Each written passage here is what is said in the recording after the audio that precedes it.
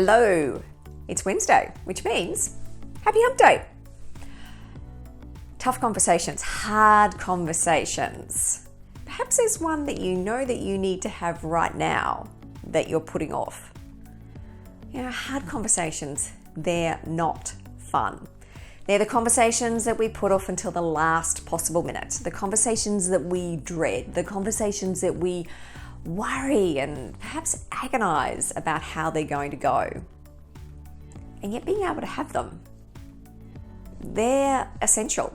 They're a hallmark of a successful career and a successful life. It's really easy to convince yourself that shying away from those types of conversations is the good thing to do. But experience shows shying away doesn't mean the issue goes away. And it doesn't mean that you're going to end up with the outcome that you want. And in many cases, by not having the conversation, the outcome that you end up with will be worse. Because all you're doing is sending the issue underground. And eventually, it's going to bubble, it's going to stay there, and then it's going to rise to the surface. And often when it does, because it's festered, it's going to rise at a time that is inconvenient. It's going to arise at a time when you're not ready for the conversation. And perhaps the issue is going to be even bigger than if you'd stepped in earlier and had that conversation. It's also interesting to think that when you avoid tough conversations, you are stepping away from the opportunity to deepen and strengthen a relationship with that person.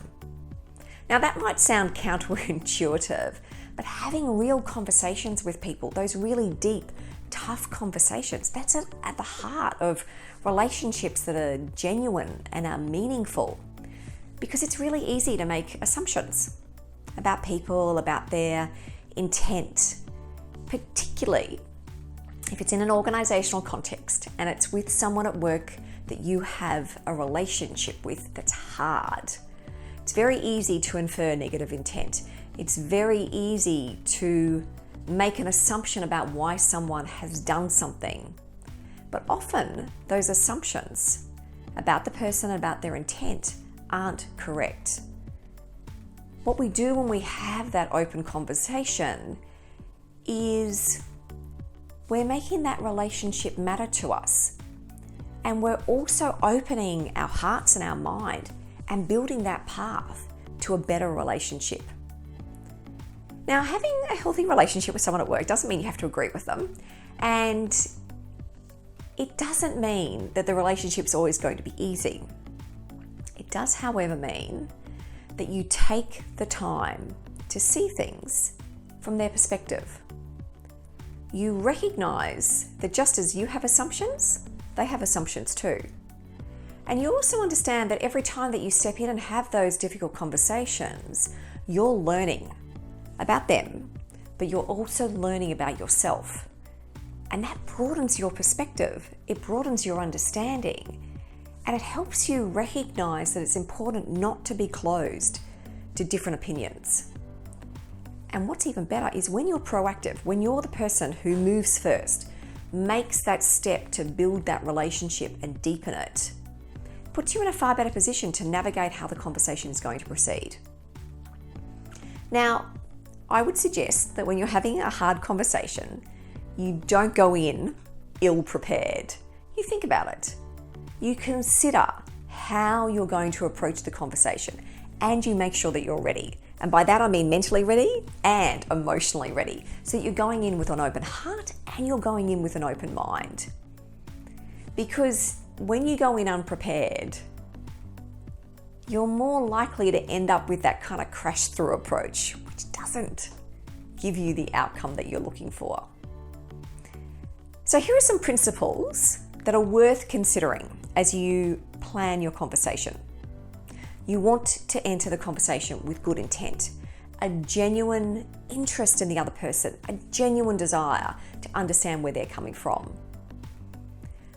You're really striving to ensure that the other person that you're talking with understands that you value them, that you value the relationship, and that's why you want to have the conversation. You're trying to drop assumptions about the other person so that you can walk in with a very open perspective on where the conversation will go and where they're coming from. You're curious. You're not going in judgmental with a judgmental perspective. You're curious about their perspective and their understanding. Where you can, you have the conversation face to face so that you have the opportunity to see and respond to how they're feeling and how they're reacting to things. You have the conversation at a time when you're not rushed and frazzled, because you need to be able to slow your mind down so that you're ready to reflect on what's going on so you can then respond wisely rather than react. And those reactions can happen when the conversation becomes emotional. That you are creating a space, a safe space for the other person to share and to feel that they're being heard. It's really important. They need to know that you're hearing what they're saying. You're clarifying what you're hearing so that when you've got that clarity, you are sure that you've heard what it is they are expressing. And that you're thinking about what it is that you want to say. What's your message? What's of concern to you? And you have thought about in advance how they might react to things, because that's going to help you be more prepared. You know, it was the esteemed management guru Peter Drucker who said, the most important thing in communication is hearing what isn't said. And so when you go into these conversations, listen, open your heart and open your mind. Get curious about what's not being said. Because when you're curious about what you're sensing, when you're getting into that depth of the conversation and really feeling what's going on, then you're going to be in that better position to be able to build the relationship that you need, that long-term relationship, and get an outcome that works for both of you. Take care, and I'll see you next week.